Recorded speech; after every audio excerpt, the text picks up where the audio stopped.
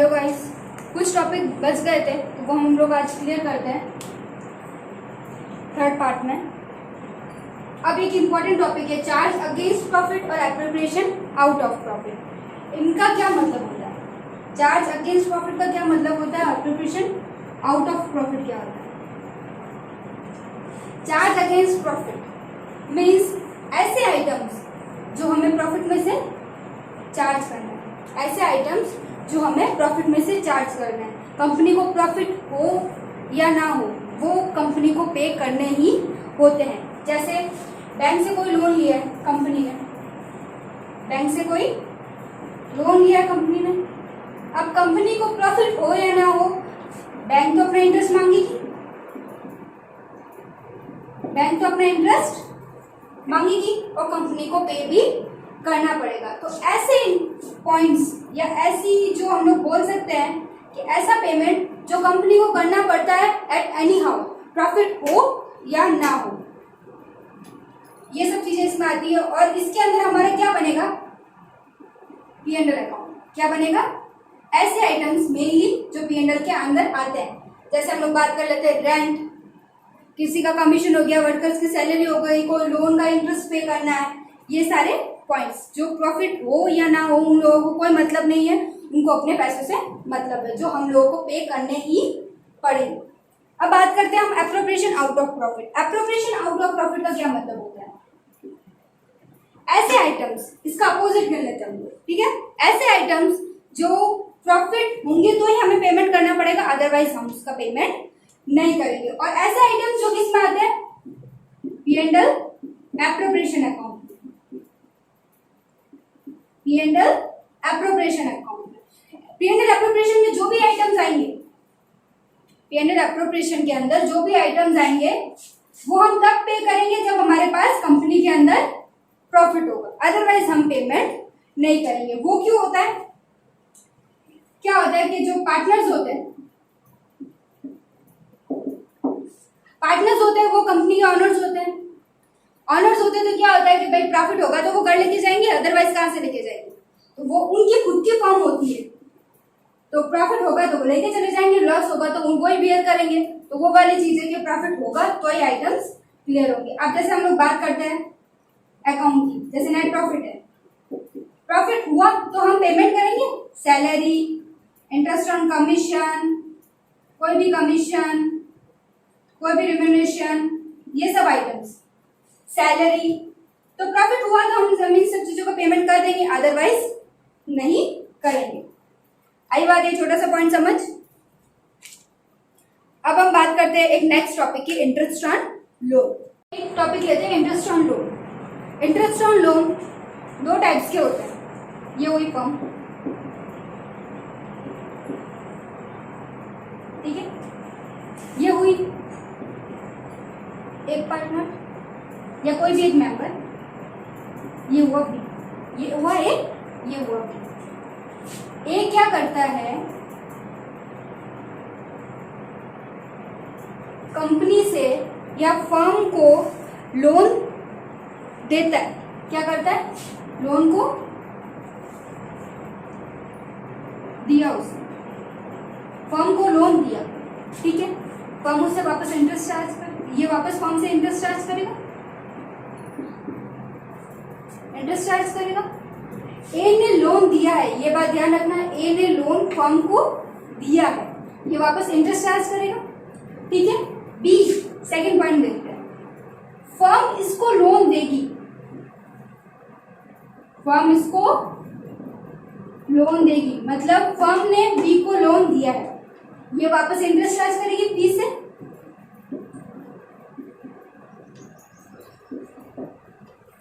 ठीक है। दो पॉइंट्स आ गए।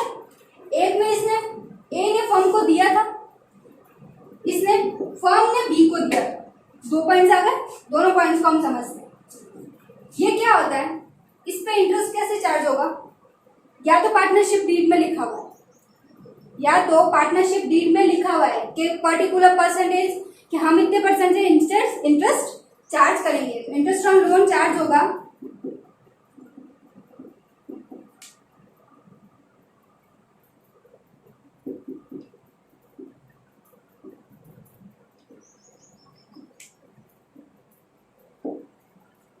एज पर पार्टनरशिप डीड। या फिर अगर पार्टनरशिप डीड नहीं बनाई है हम लोगों ने, पार्टनरशिप डीड नहीं बनाई, तो हम लोग कैसे पेमेंट करेंगे? 6% पर एनम से, if there is no partnership deed।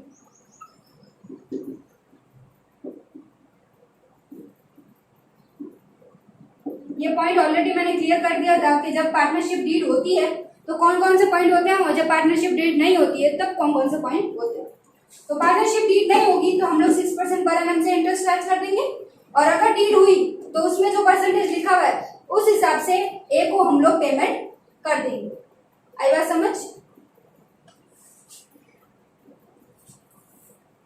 और ये किससे पेमेंट होगा, किस बेसिस पे पेमेंट होगा? चार्ज अगेंस्ट प्रॉफिट से। किससे? चार्ज अगेंस्ट प्रॉफिट से। मतलब ए को कोई मतलब नहीं है कंपनी में प्रॉफिट हो रहा है या नहीं हो रहा है, उसको अपने लोन के इंटरेस्ट से पेमेंट है। पेमेंट से मतलब है कि भाई प्रॉफिट हो रहा है या नहीं हो रहा वो मेरे ऊपर नहीं है, मैंने आपको पैसे की जरूरत थी, मैंने आपको दिया था पैसे, आप मुझे टाइम टू टाइम इंटरेस्ट पे कर दो। तो चार्ज अगेंस्ट प्रॉफिट का आ गया। इसका मतलब यही था कि प्रॉफिट से उसको कोई मतलब नहीं, प्रॉफिट हो रहा है या नहीं हो रहा है, उसको सिर्फ अपने लोन के अमाउंट से मतलब था, तो उसने वो इंटरेस्ट पेमेंट कर दिया। ठीक है, ये पॉइंट आ गया इसके अंदर। अब हम बात करते हैं बी के अंदर। ये सिंपली एज पर पार्टनरशिप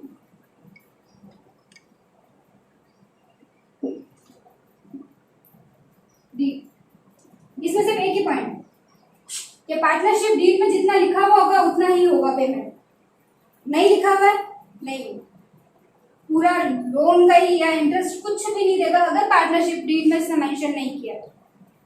जैसे पार्टनरशिप डीड बनाई नहीं है तो ये कोई भी इंटरेस्ट के बारे में नहीं बात करेगा। ठीक है, बी कोई भी इंटरेस्ट फर्म को नहीं देगा अगर पार्टनरशिप डीड नहीं बनाई है। तो पार्टनरशिप डीड बनाई है तो उसमें वो मेंशन कर देगा कि भाई कितना परसेंट है, बी उसको पेमेंट करेगा, वो उसमें ऑलरेडी मेंशन होगा तो ही वो उसको इंटरेस्ट का पेमेंट करेगा।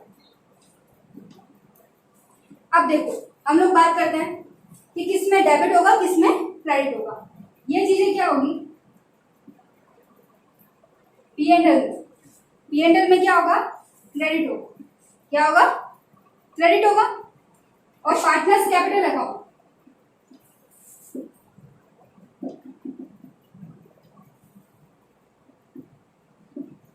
क्या होगा? डेबिट होगा।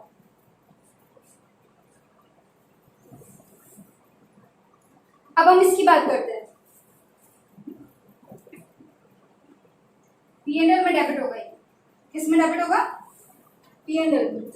और क्या होगा इसका ट्रांजैक्शन? पार्टनर्स लोन अकाउंट में।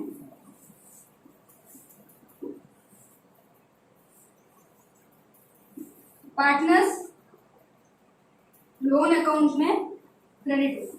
क्या होगा? क्रेडिट होगा। अब समझो, ये वाला जब लोन होता है इसको हम लोग क्या करते हैं? सीधा पीएनएल अकाउंट में डाल देंगे, सीधा पीएनएल अकाउंट में डेबिट करेंगे। जैसे हम लोग पीएनएल अकाउंट का फॉर्मेट पढ़ते हैं उसमें लोन डेबिट होता है, वैसे नॉर्मली हम उसको डेबिट कर देंगे। उसके बाद उस लोन अमाउंट को हम पार्टनर्स के लोन अकाउंट में ट्रांसफर कर देंगे। उस अमाउंट को, जो इंटरेस्ट का अमाउंट होगा, उसको सीधा पार्टनर्स के लोन अकाउंट में क्रेडिट कर देंगे। ठीक है, लेकिन इसके अंदर ये जो बी को दिया है इंटरेस्ट पेमेंट करेगा, इन सेकंड केस ये पीएनएल के अंदर क्रेडिट होगा। क्या होगा? पीएनएल के अंदर क्रेडिट होगा पार्टनर्स वाला। और फिर क्या होगा? पार्टनर्स कैपिटल के अंदर हम लोग उसको डेबिट कर देंगे। क्या कर देंगे? पार्टनर्स कैपिटल के अंदर हम लोग उसको डेबिट कर देंगे। यही होता है लोन का एडजस्टमेंट। दो केसेस बनते हैं, फर्स्ट केस ये, सेकंड केस। आई होप समझ में आ गया। अब चलते हैं नेक्स्ट पॉइंट में। अब हम पढ़ते हैं guarantee of profit to a firm, कि एक प्रॉफिट जब न्यू आता है तो उसको कैसे गारंटी के बेसिस पे वो आता है, उसको कैसे गारंटी पे की जाती है। एक एग्जांपल हम लोग ले लेते हैं।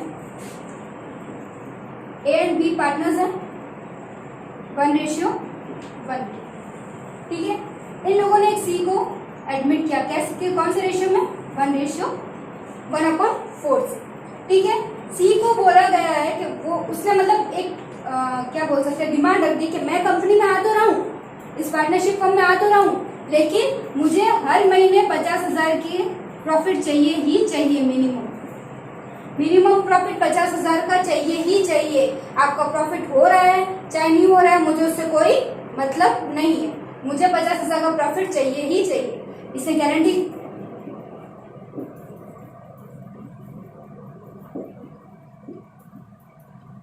प्रॉफिट की गारंटी मांग ली, ठीक है। अब कंपनी के अंदर प्रॉफिट होता है, ठीक है, इसको प्रॉफिट होता है 40,000 का। कितना होता है? 40,000 का। 40,000 का प्रॉफिट होता है, ये तो 50,000 की गारंटी मांग रहा था।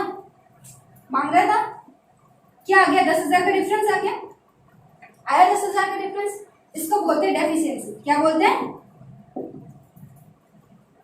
डेफिशिएंसी, ठीक है। अब इस डेफिशिएंसी के भी 3 पार्ट्स होते हैं। क्या पार्ट होते हैं? डेफिशिएंसी के भी 3 पार्ट्स होते हैं। इनको पढ़ते हैं कि कैसे कैसे डेफिशिएंसीज निकालते हैं। अब देखो डेफिशिएंसी आ गई हमारे पास 1000 की। अब इस डेफिशिएंसी को बियर कौन करेगा, मतलब इसका पेमेंट कौन करेगा? वो तो लेके जाएगा 10,000 एट एनी हाउ। उसने तो बोल दिया था पहले गारंटी फॉर्म में आने से पहले बोल दिया था कि भाई मेरे को तो इतनी गारंटी चाहिए ही चाहिए। तो अब बात करते हैं कि भाई क्वेश्चन साइलेंट है, उसने क्वेश्चन में कुछ नहीं बोला है कि कौन पेमेंट करेगा कौन नहीं करेगा, या दोनों पेमेंट करेंगे या दोनों में से कोई एक करेगा, कुछ नहीं बोला है, क्वेश्चन को साइलेंट रख दिया है। तो इसमें डेफिशिएंसी का पेमेंट कौन करेगा? Hold partners in hold ratio. कौन पेमेंट करेगा? Hold partner in hold ratio. दोनों ही इक्वली बराबर रेशियो में बांट देंगे। जैसे 10,000 है, 5,000 ये 5,000 ये, दोनों पेमेंट कर देंगे अगर क्वेश्चन को साइलेंट रखा गया है तो, ठीक है। अब बात करते हैं कि क्वेश्चन में ऑलरेडी बोल दिया है कि ए पेमेंट करेगा, ए ही इस पार्टनर को लाया है और ए ही इसकी गारंटी को पूरा पेमेंट करेगा। तो पूरे 10,000 जो है वो ए पेमेंट कर देगा। ए पेमेंट कर देगा मतलब कोई भी एक स्पेसिफिक पार्टनर पेमेंट करेगा। कौन पार्टनर? स्पेसिफिक पार्टनर पेमेंट करेगा, वो भी स्पेसिफिक रेशियो में। मतलब एक पेमेंट करेगा तो पूरा वही पेमेंट कर देगा, तो उसका कोई रेशियो डिफाइन नहीं होगा, जो है वो सारा पेमेंट वही कर देगा।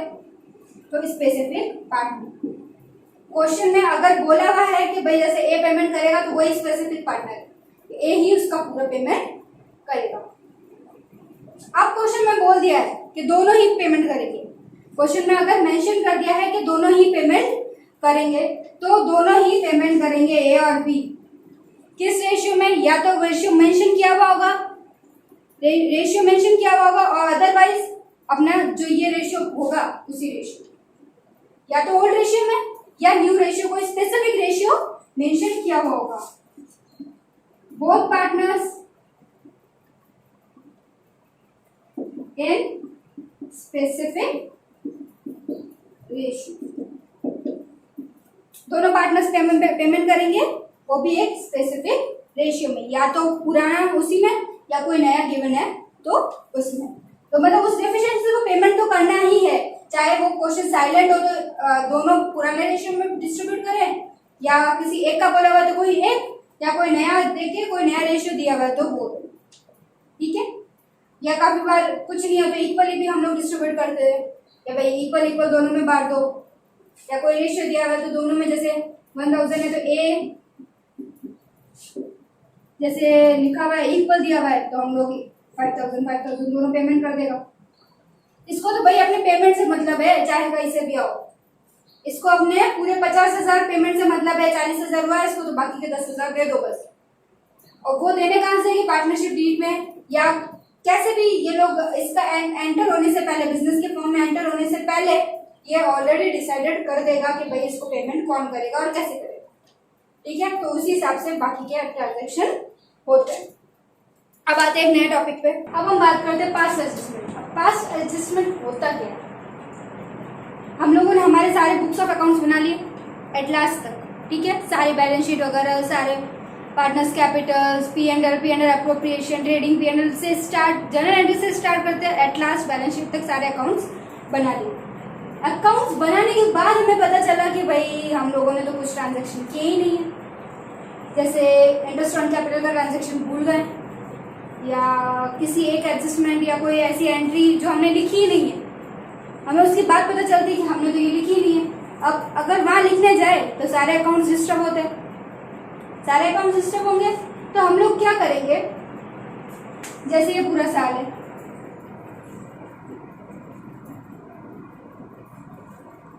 और ये हमारा जैसे पूरा साल है, एट लास्ट में हमें आके पता चला कि भाई हमने तो कोई एंट्री करना भूल गए, जैसे इंटरेस्ट ऑन कैपिटल की एंट्री करना भूल गए, ठीक है, उसका एडजस्टमेंट करना भूल गए, तो हम लोग क्या करेंगे, उसका एडजस्टमेंट किस टाइप से करेंगे, उसका एडजस्टमेंट किस टाइप से करेंगे, या तो भैया एक एंट्री करो, एक ऐसी एंट्री करो जिससे वो रेक्टिफाई हो गए, पूरे अकाउंट्स को क्लियर कर दे। अब देखो, अब इसके अंदर क्या आएगा, या तो हम पहला पॉइंट ओमिटेड, या तो हम भूल गए, ठीक है, दूसरा पॉइंट आएगा रॉन्गली एडजस्टेड, कि भाई हमने एडजस्ट तो की है पर गलती से, जैसे जो हमें डेबिट करनी थी वो हमने क्रेडिट कर दी है, या अमाउंट में गड़बड़ कर दी कहीं पे, तो रॉन्गली एडजस्टेड कर दिया, ठीक है, रॉन्गली उसका एडजस्टमेंट कर दिया है, या रॉन्गली पास कर दिया, हम लोग कह सकते हैं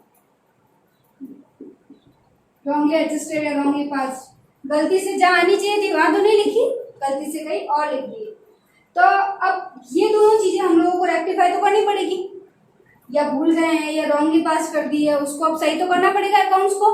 अकाउंट सही करने के दो तरीके होंगे इसके अंदर, कौन कौन से दो तरीके होंगे, या तो एक एंट्री पास करो और पूरे अकाउंट्स को क्लियर कर दो, और या सेपरेट एंट्री पास करो सब एडजस्टमेंट की, एवरी एडजस्टमेंट, जैसे हमने 2-3 एडजस्टमेंट देखते हैं, जैसे हम लोगों ने इंटरेस्ट ऑन कैपिटल भूल गए हैं, ठीक है, किसी की कोई सैलरी भूल गए हैं, 1-2 पॉइंट्स और है, ठीक है, किसी को जैसे कमीशन देना था वो भूल गए हैं, या तो इन सब की एक एंट्री करो और भूल जाओ, सब क्लियर हो जाएगा अकाउंट्स, या क्या करो, एक एक की अलग अलग एंट्री करो, इंटरेस्ट ऑन कैपिटल की अलग करो, सैलरी की अलग करो, कमीशन की अलग करो, एक एक की अलग अलग एंट्री करो और उसको अकाउंट्स को क्लियर करो।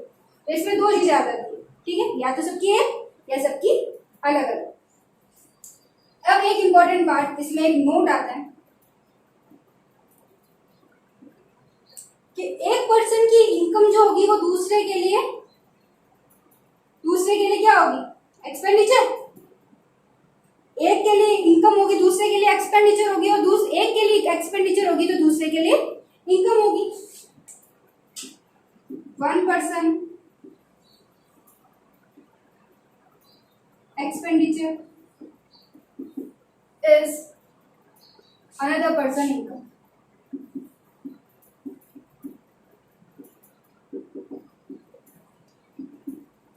एक के लिए एक्सपेंडिचर होगी तो दूसरे के लिए वो इनकम होगी। जैसे हम कोई भी एक एंट्री होगी उसका डेबिट और क्रेडिट दोनों लिखेंगे, डेबिट और क्रेडिट उसका दोनों में ट्रांजैक्शन करेंगे, एक साइड डेबिट लिख के तो छोड़ नहीं सकते, एक क्रेडिट लिख के छोड़ नहीं सकते, दोनों साइड जब ट्रांजैक्शन करेंगे तो एक बंदे के लिए तो वो इनकम होगी और एक के लिए एक्सपेंडिचर होगा, एक के लिए खर्चा होगा और एक के लिए कमाई होगी, ठीक है। तो जैसे हम बात करते हैं कि कोई पार्टनर की बात करते हैं या फर्म की बात करते हैं, जैसे ये फर्म है हमारा और ये हमारा पार्टनर है, ये पार्टनर हो गया, ये फर्म है।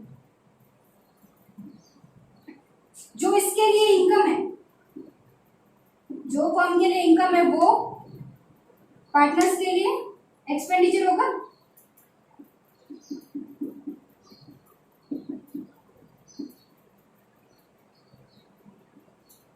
ठीक है, और जो फर्म के लिए एक्सपेंडिचर है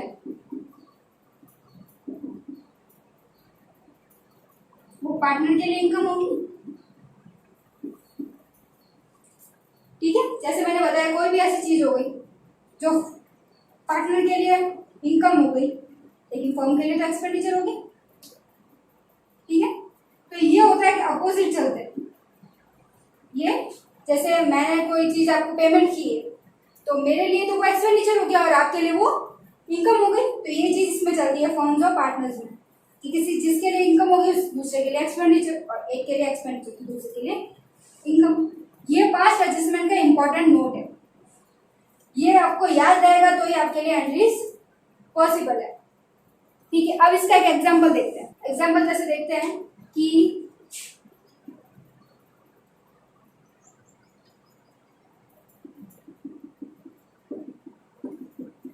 ABCD पार्टनर्स है 1:1:1:1 में।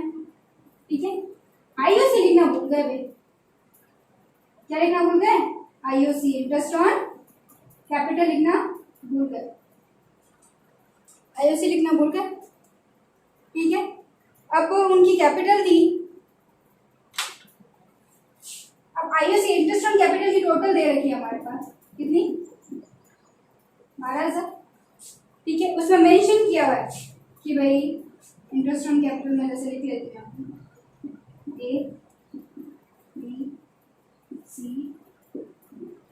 जैसे उसमें लिखा हुआ है इसकी है 5,000, इसकी है 3,000, इसकी है 2,500, इसकी है 1,500 और ये टोटल कितनी है इसकी?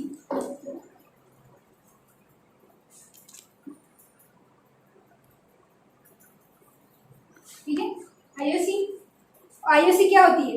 क्रेडिट होती है। ठीक है, अब क्रेडिट में ये ट्रांजैक्शन आए हैं तो डेबिट तो करना पड़ेगा, डेबिट तो करना पड़ेगा। अब प्रॉफिट कितना है टोटल? 12,000 का है। अब इस 12,000 को क्या करो? इक्वली बांट दो, डिस्ट्रीब्यूट कर दो। देख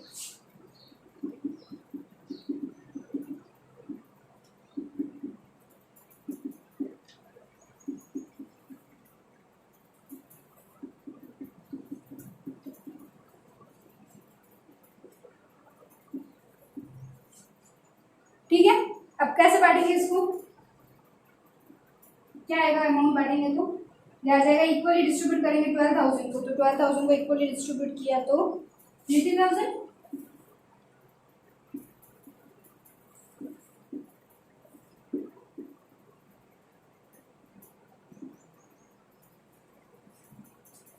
ठीक है, अब हम बात करते हैं इसके वापस टोटल की। अब बात करते हैं इधर डिफरेंस कितना निकला? 2,000। इधर कोई डिफरेंस नहीं, इधर 500 वो भी नेगेटिव बैलेंस, इधर 1,500 वो भी नेगेटिव बैलेंस और इधर कुछ नहीं। ठीक है, ये जो डिविजिबल प्रॉफिट था वो हमारे लिए क्या था? डेबिट था। अब हम बात करते हैं जैसे कि डिफरेंस कैसा आया? पॉजिटिव आया तो हम लोग उसको क्रेडिट कर देंगे और जो नेगेटिव आए हैं उनको हम डेबिट कर देंगे। इसकी एक ही एंट्री कर देंगे हम लोग। क्या करेंगे? C's account debit, C's capital account debit, D's capital account debit to E's capital. कैसे हो जाएगी? इसका 500, इसका 1,500 और इसका 2,000। ये इसकी एक ही सिंगल एंट्री बन जाएगी।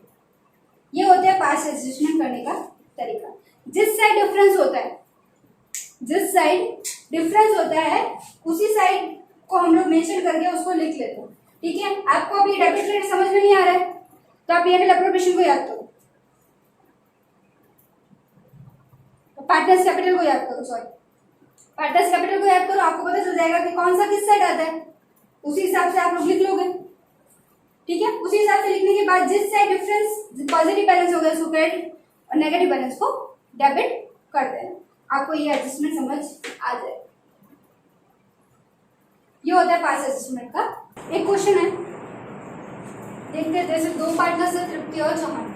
ठीक है, कौन सा रेशियो उनका? 3:2। कैपिटल दे रखी है उनकी 60,000 40,000। ठीक है, सैलरी है 1000 पर मंथ के हिसाब से, तो पूरा 12 महीने के हिसाब से मल्टीप्लाई बाय 12 कर देंगे उसको। ठीक है, ड्राइंग दे रखी है 12,000 एंड 8,000। अब इसमें कुछ जैसे ट्रांजेक्शन बोले, जैसे प्रॉफिट है 30,000, इंटरेस्ट ऑन कैपिटल लेगा 5%, इंटरेस्ट ऑन ड्राइंग लेगा 5%, और क्या बोले कैपिटल फिक्स्ड है, मतलब फिक्स मेथड से हम लोग उसको सॉल्व करेंगे। और फिक्स मेथड से सॉल्व करते हैं तो दो अकाउंट्स बनाते हैं, पार्टनर्स कैपिटल अकाउंट और पार्टनर्स करंट अकाउंट। सबसे पहले पार्टनर्स कैपिटल अकाउंट बनाते हैं।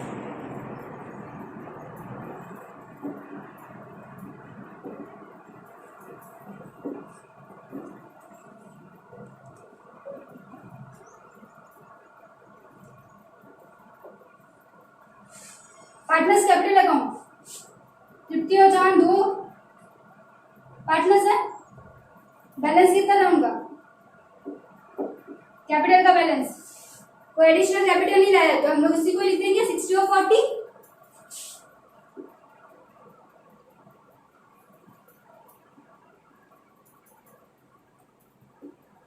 इसी को क्लोजिंग बना देंगे।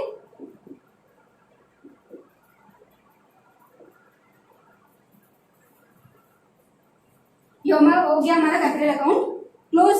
अब मैंने ये बोला था कि जब दो अकाउंट्स बनते हैं, फिक्स होती है कैपिटल, तो कैपिटल अकाउंट के अंदर सिर्फ कैपिटल डालो और उसका कर बंद कर दो। ये बात हो गई हमारी यहाँ पे। अब हम बनाते हैं पार्टनर्स करंट अकाउंट।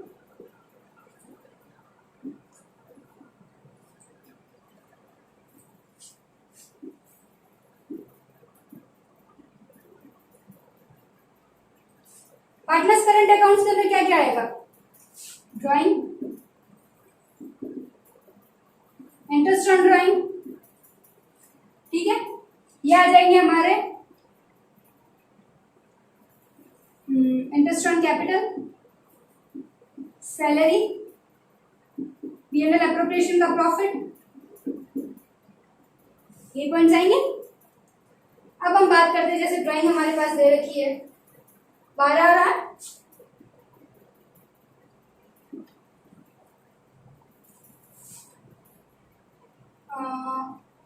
सैलरी दे रखी है 1000 दे रखी थी पर मंथ, तो 12,000 हो गई। P&L एप्रोप्रिएशन, अब हमारे पास प्रॉफिट दे रखा है 30,000, P&L एप्रोप्रिएशन, अब सिर्फ हमें नेट प्रॉफिट दे रखा है, तो P&L एप्रोप्रिएशन का प्रॉफिट तो दे नहीं रखा है, नेट प्रॉफिट दे रखा है, तो हम क्या बनाएंगे, P&L appropriation account, working note में लिख लेना इसको।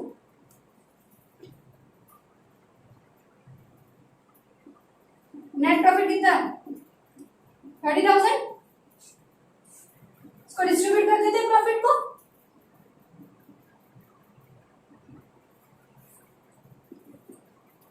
P&L ट्रांसफर,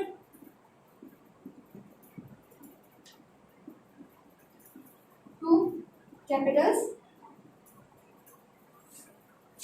कैपिटल या करंट अकाउंट, तो वो टोटल है 30,000।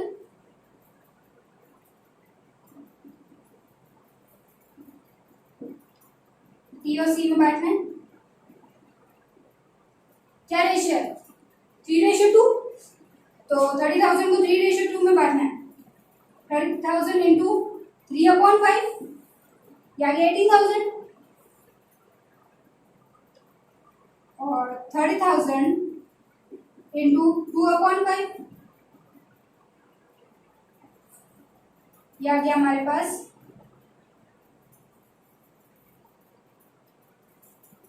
12,000।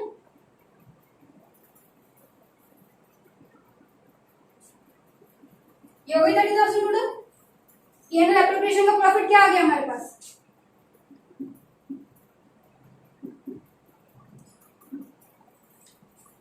ठीक है। अब हम लगाते हैं, निकालते हैं आईओडी और आईओसी। आईओडी 5% था, 12,000 और 8,000 का 5%।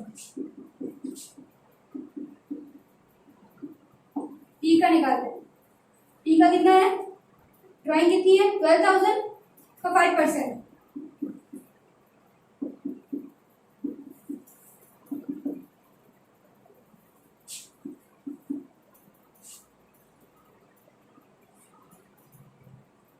निकला टी का। अब सी का भी इसी तरीके से निकाल लेते हैं हम लोग। इसकी ड्राइंग क्या है 8000, 5%,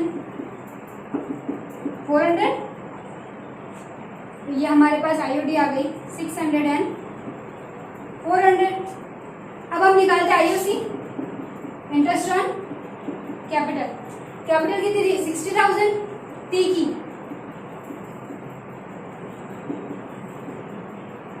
5% और सी की कितनी थी 40,000।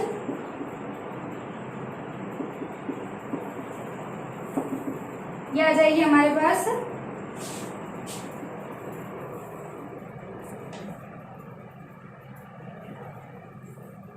3,000 और ये आ जाएगी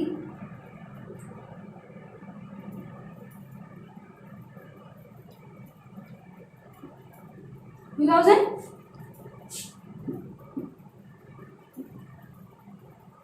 अब हम निकाल लेते इसका पीएनएल का प्रॉफिट, सॉरी पीएनएल प्रॉफिट नहीं, इसका बैलेंस। बैलेंस शीट निकालने के लिए हम लोगों को इसको टोटल करना पड़ेगा। टोटल आ गया इसकी 26।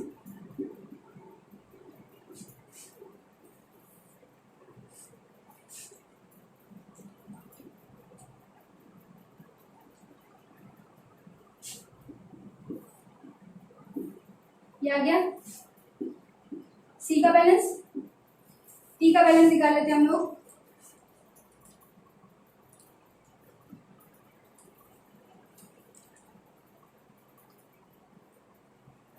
इसकी टोटल आ जाएगी 33।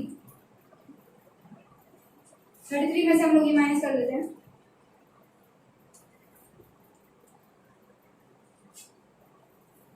टू 20400।